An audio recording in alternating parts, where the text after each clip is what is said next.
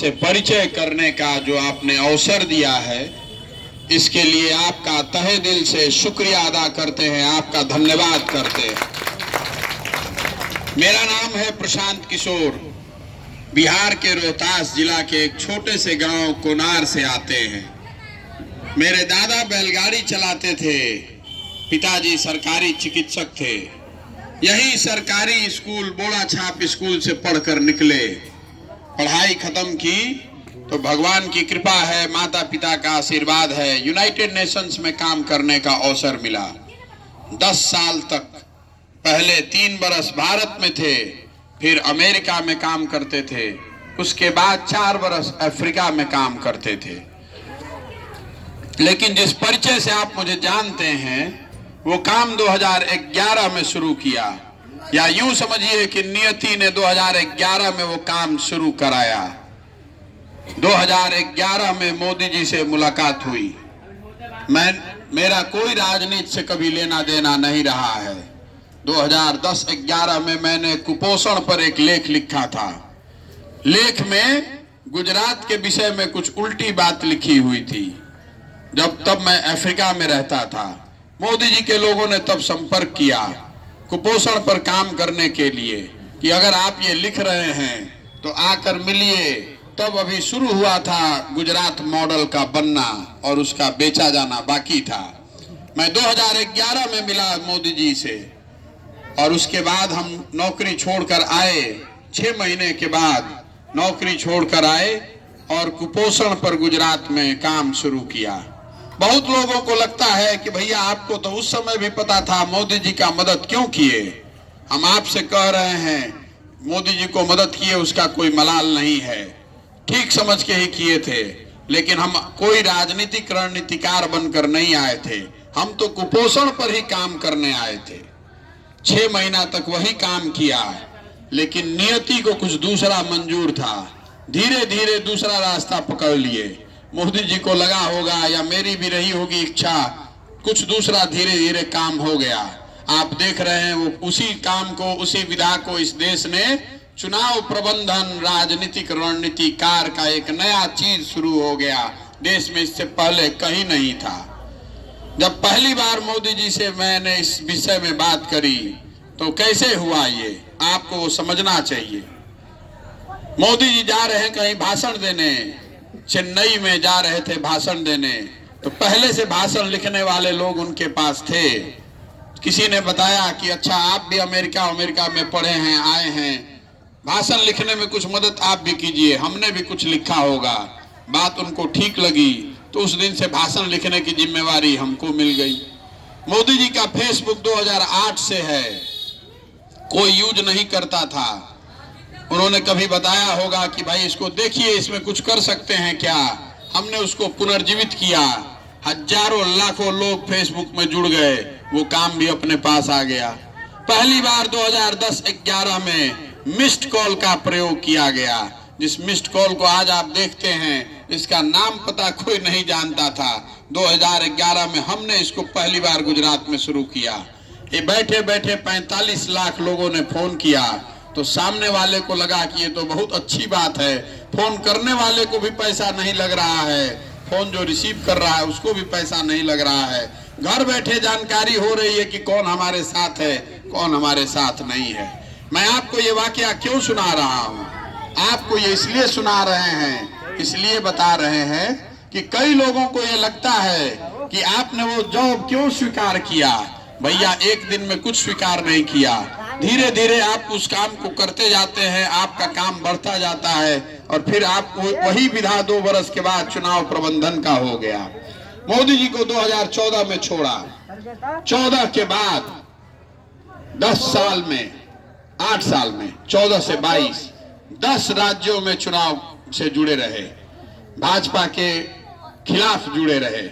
और एक यूपी 17 का चुनाव छोड़ दें तो कहीं भी चुनाव हारे नहीं हैं। जहां पर जिसका हाथ पकड़ा, जिसके साथ खड़े हुए, पहले बिहार में महागठबंधन हुआ 15 में, यहाँ पर जीते, फिर 17 में भाजपा और अकाली जो पंजाब में सरकार चला रहे थे, कांग्रेस अमरिंदर सिंह की मदद की, वहां पर भाजपा अकालियों को हराया। फिर आंध्र प्रदेश गए, वहां पर टीडीपी और भाजपा की सरकार थी। कुछ लोग यहाँ जानते नहीं हैं। टीडीपी भाजपा को जगनमोहन रेड्डी के साथ वहां पर हराया गया, फिर तमिलनाडु में, फिर तेलंगाना में, फिर दिल्ली में केजरीवाल जैसे आदमी को जिस दिन सीए एनआरसी चल रहा था उस आदमी की मदद की ताकि वो वहां जीत कर आए। दिल्ली के बाद आपने बंगाल के चुनाव का जिक्र सुना होगा, जब कोई भी आदमी दीदी के साथ खड़ा नहीं था 19 में, जब लोकसभा चुनाव में उनको झटका लगा, कोई आदमी उनके साथ खड़ा नहीं था, तब हमने वहां गर्दन अपनी लगाई कि नहीं, आपके साथ खड़े रहेंगे, भाजपा को यहां रोक देंगे। पहली बार मैं इतने दिन से चुनाव करता हूं, कभी जीवन में मैंने चुनाव से पहले ये नहीं कहा है कि कौन जीतेगा कौन हारेगा, मेरा वो स्वभाव नहीं है। बंगाल में कहा, दिसंबर में चुनाव आने के 5 महीने पहले बोला कि जितना भी हल्ला मचा लीजिए, भाजपा 100 से पार नहीं होने देंगे बंगाल में, और 77 पर रोका। आपको ये जानना चाहिए कि वो बात क्यों कही, बंगाल में वो बात क्यों कही। आपको बता रहा हूं कि क्यों कहा। जब आपको याद होगा, आप में से कुछ लोग जो राजनीति को फॉलो करते हैं, राजनीति को देखते समझते हैं, बंगाल चुनाव से पहले एक ऐसा माहौल बन गया था, टीएमसी के सारे लोग दल छोड़कर भाजपा ज्वाइन कर रहे थे। देश के जितने बड़े बड़े राजनीतिक विशेषज्ञ हैं, विश्लेषक हैं, पत्रकार हैं, वो बता रहे थे कि अब कुछ नहीं हो सकता है, भाजपा जीतेगी ही जीतेगी। एक दिन पार्टी की बैठक हुई, उसमें टीएमसी के कुछ लोगों ने कहा कि भैया आप तो प्रोफेशनल आदमी हैं, आप चले जाइएगा, हमारा तो दल भी नहीं बचेगा, हम लोग को राजनीति करनी है। इतना भाजपा से अगर हम लोग सीधे लड़ेंगे, सामने एग्रेसिव होके लड़ेंगे, तो बात हम लोग के लिए तो जीना मुश्किल हो जाएगा। इसीलिए वो ट्वीट किया था, इसीलिए वो बात कही थी कि अगर भाजपा 100 से ज्यादा आ जाए तो जीवन में ये काम आगे कभी नहीं करेंगे। ये इसलिए कहा था कि उनको विश्वास दिलाने के लिए कि जब तक आपके साथ खड़े हैं, मेरी गर्दन अगर आपका हाथ पकड़ा है तो मेरी गर्दन कटने से पहले आपकी गर्दन कट नहीं सकती है। भरोसा रखिए इस बात का। आपका हाथ पकड़ेंगे नहीं, लेकिन अगर पकड़ेंगे तो मेरी गर्दन पहले कटेगी, तभी आपकी गर्दन कट सकती है। इसीलिए बंगाल में वो बात कही थी।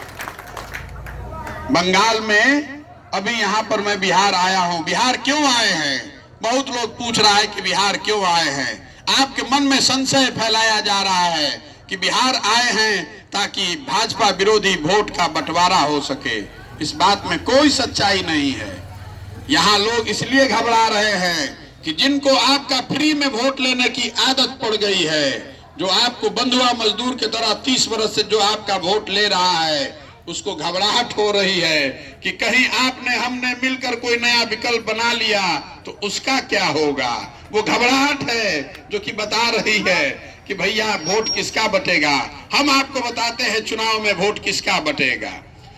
जिसको भी आप में से लगता है कि भाजपा को हराने के लिए एक ही तरीका है कि सारे दलों को एक कर दिया जाए, आप भ्रम में हैं। 2015 में महागठबंधन का प्रयोग बिहार में किया गया। मैंने बनवाया, लालू जी और नीतीश जी को मैंने एक साथ मंच पर बैठाया, कांग्रेस को जोड़ा। आप सबके सहयोग से, आशीर्वाद से महागठबंधन को बहुत भारी जीत भी मिली। आपको याद होगा 2015 का बिहार का इलेक्शन, कितनी बड़ी लड़ाई हुई थी और हारे हुए नीतीश कुमार को उस समय हम लोगों ने फिर से जिता दिया। जिस 14 में नीतीश कुमार को 2 MP मिला था, उसी नीतीश कुमार के नेतृत्व में आपके सहयोग से, लालू यादव, कांग्रेस सबके सहयोग से 180-185 सीट जीतकर हम लोग आए थे ना। उसके बाद कई लोगों को यह भ्रम हो गया कि सिर्फ दलों का महागठबंधन बना देने से आप भाजपा को रोक सकते हैं। आंकड़े इसके उलट हैं। 2015 का जो भाजपा महागठबंधन का बिहार में प्रयोग हुआ, उसके बाद देश में कोई महागठबंधन कभी जीत नहीं पाया है। तेलंगाना में नहीं, यूपी में नहीं, असम में नहीं, आंध्रा में नहीं, जहां पर भी महागठबंधन बनाया गया, सिर्फ भाजपा विरोधी दलों को और नेताओं को जोड़ा गया। हर जगह भाजपा को विजय मिली है। अभी का एग्जाम्पल दिए देता हूं। बंगाल में जब मैं चुनाव करा रहा था, बहुत लोगों ने आकर दबाव दिया कि भैया बंगाल में भी भाजपा जीत रही है, किसी भी तरह से कांग्रेस को और वाम दलों को साथ में लीजिए। जो प्रयोग आपने 2015 में बिहार में किया था, वही प्रयोग बंगाल में कीजिए। उस समय भी मैंने कहा था कि नहीं, ये महागठबंधन की जरूरत नहीं है, हम लोग महागठबंधन करेंगे तो चुनाव हार जाएंगे। आपने देखा दीदी को अकेले लड़ाया, सामने से महागठबंधन बनाया गया, वामपंथी दल कांग्रेस और वहां आईएसएफ ओवैसी सब एक साथ लड़े, एक भी मुसलमान एक भी मुस्लिम वोट खसका नहीं, जीत कर हम लोग आए। उसी समय असम में चुनाव हुआ, असम में चुनाव कांग्रेस लड़ रही थी, उन लोगों ने महागठबंधन बनाया, सबको एक साथ जोड़ा। असम में क्या हुआ ये आपको मालूम है, आपकी जानकारी के लिए बता देते हैं। वेस्ट बंगाल में 28% मुसलमान हैं, असम में 37% मुसलमान हैं। 37% वाले मुसलमान में सारे दलों को आपने जोड़ लिया तो आप चुनाव भाजपा से हार गए।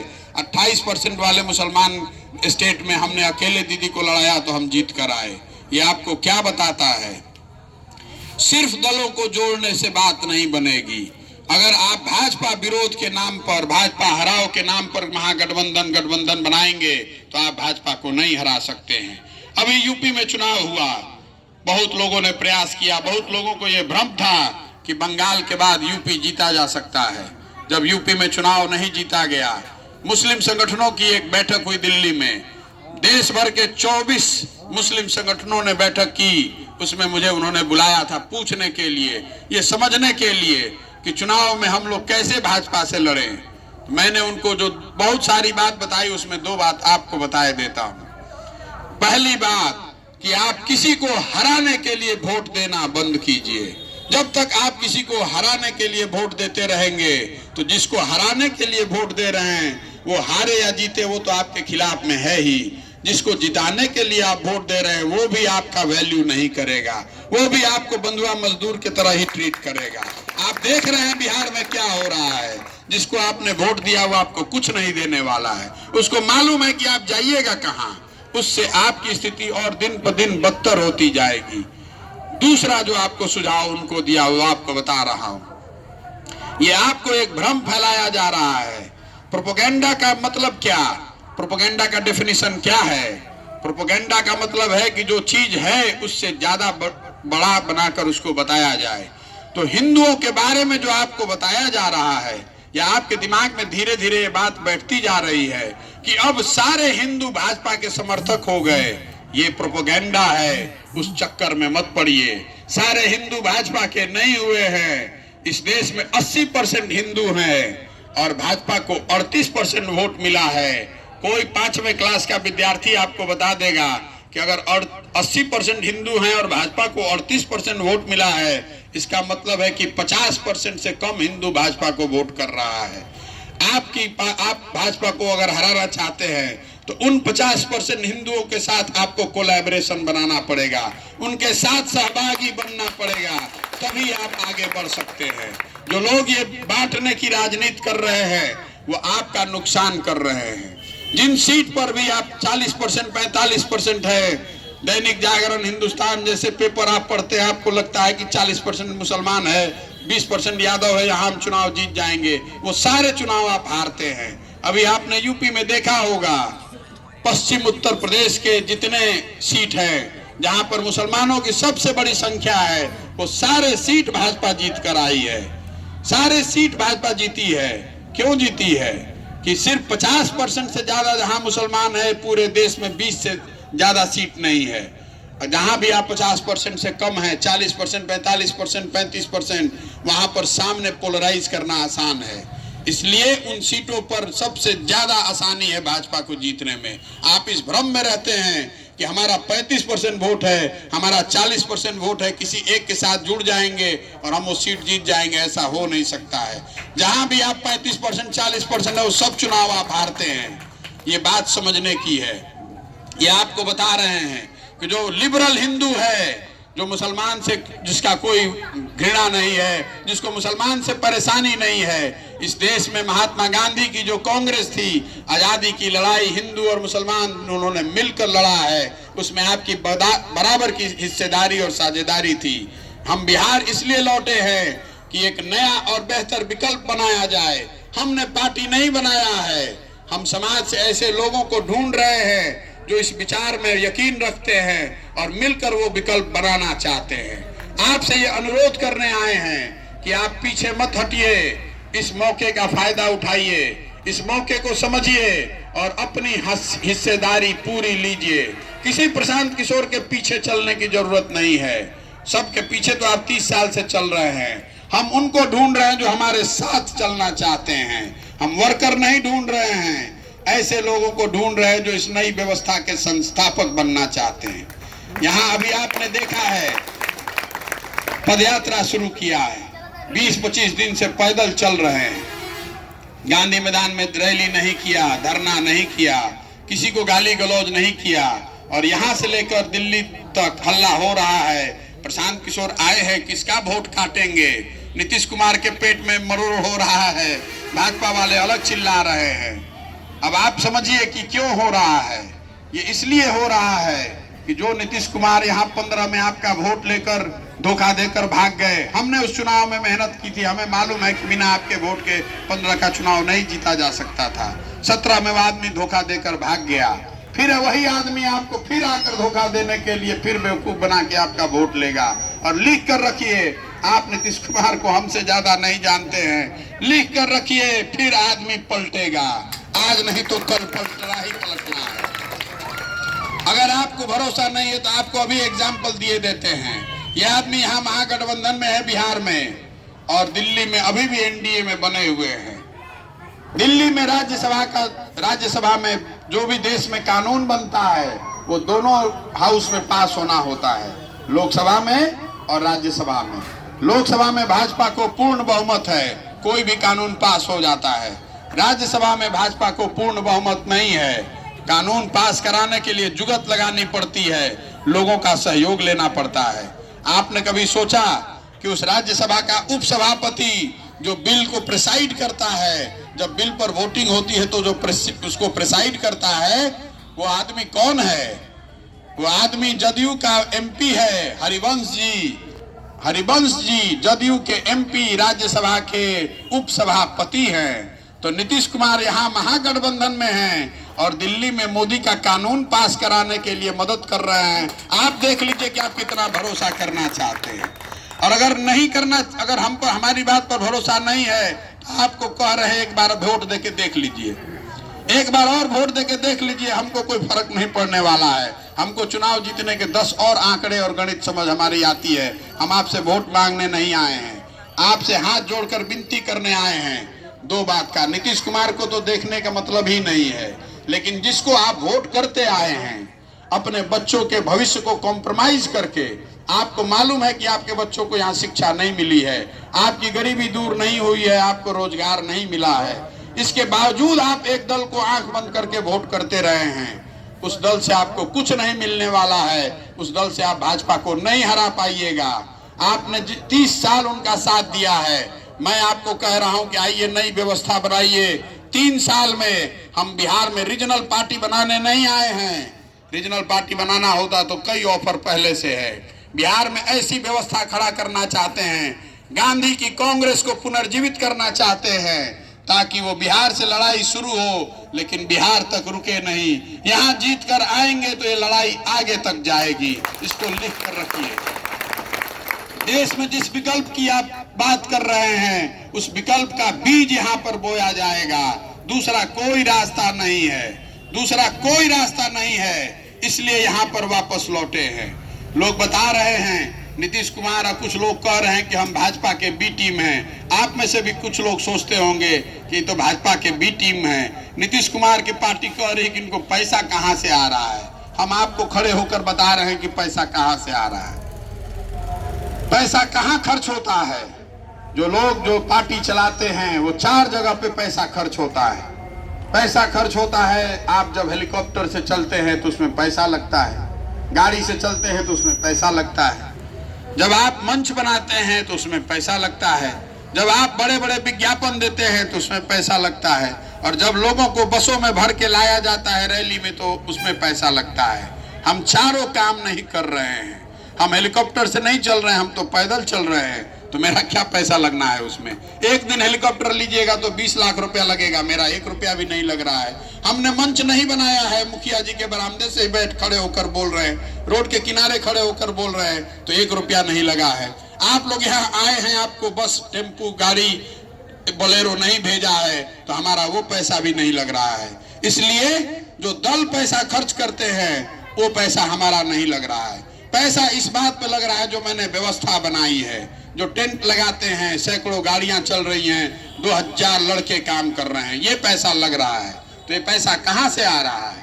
मैं आपको बताता हूं कि कहां से आ रहा है। पैसा सरस्वती से आ रहा है।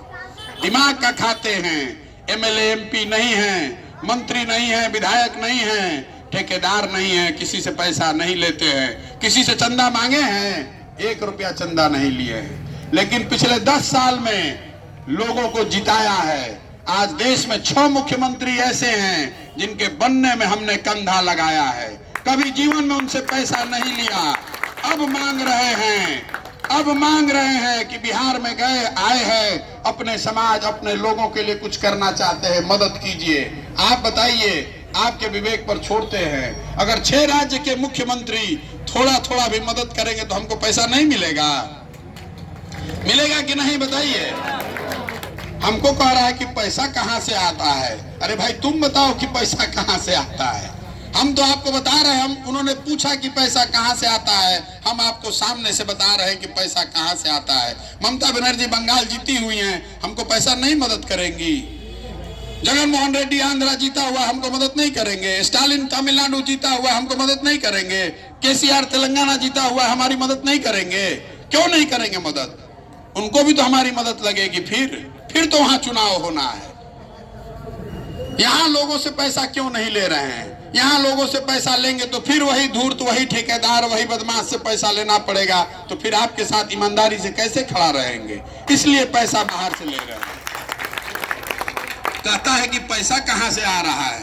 अरे भाई तुम अपना बता दो कि तुम कितने दिन इसमें रहोगे महागठबंधन में।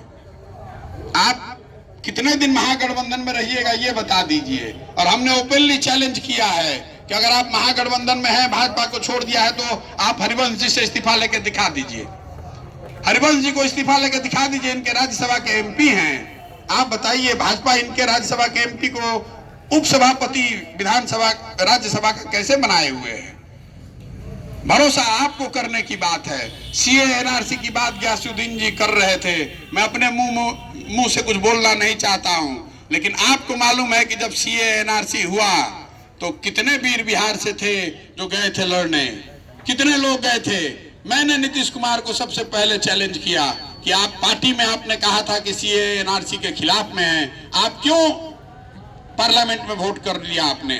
नीतीश कुमार से हमारी बात हुई, आपको मीडिया में रिकॉर्ड में आप जाकर देख लीजिए। उनके घर से निकल के मैंने बयान दिया।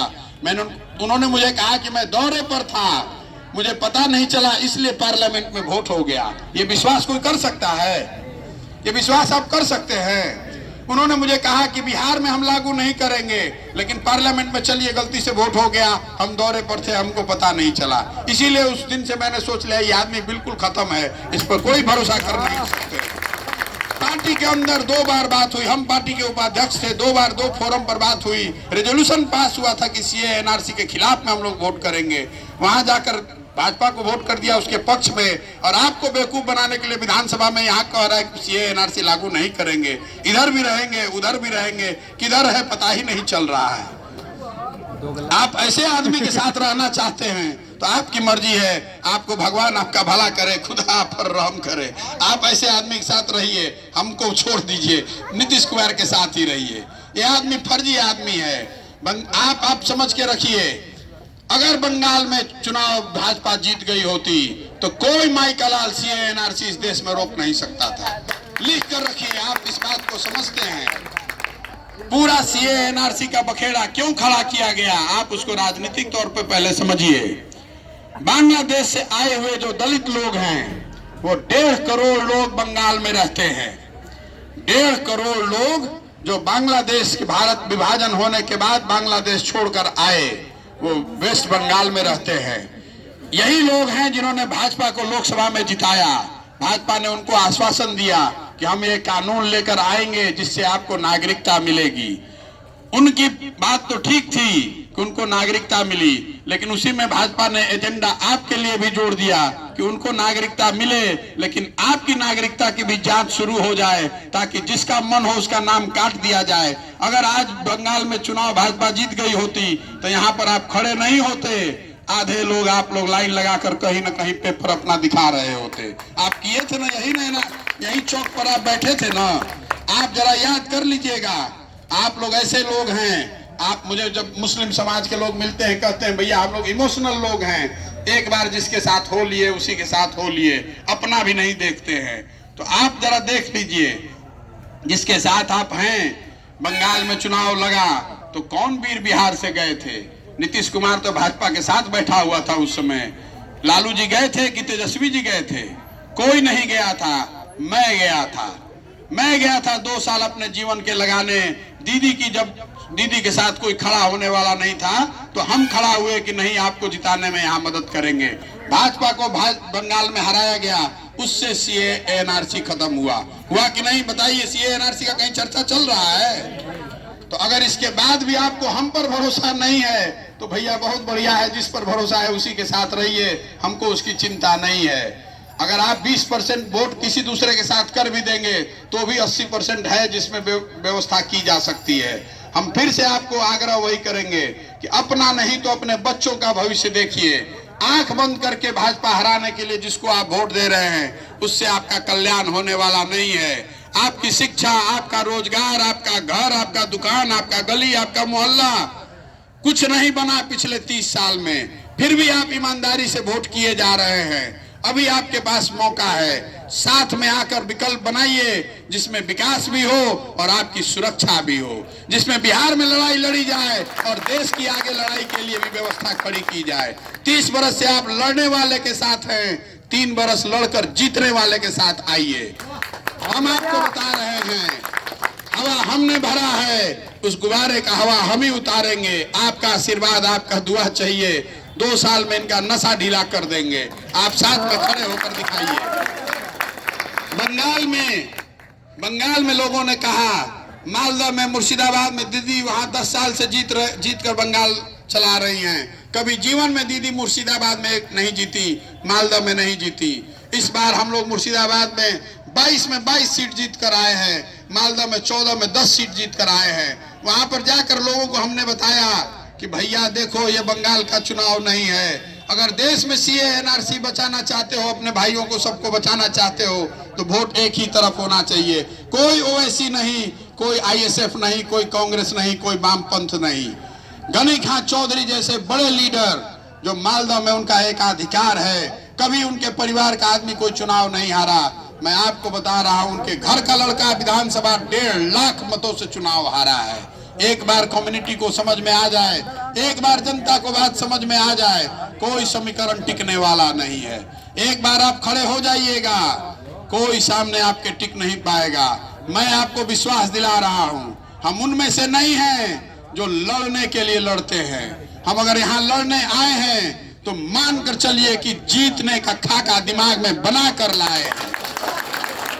आप साथ में खड़े होइए और जीत का परचम यहाँ लहराएंगे, और यहाँ जीतेंगे तो जीतेंगे ही। ये कहानी की शुरुआत है, ये अंत नहीं है। ये बिहार का रीजनल पार्टी बनाकर बिहार जीतने का अभियान नहीं है। बिहार से एक नई राजनीतिक व्यवस्था बनाने का प्रयास है, ताकि बिहार से जीत हो और इसके बाद आगे राज्यों में जाकर एक नई व्यवस्था बनाई जा सके। अब आपका आशीर्वाद चाहिए, आपकी दुआ चाहिए। आपसे वोट नहीं मांग रहे हैं, सत्य की अपनी ताकत है, सच्चाई की अपनी ताकत है।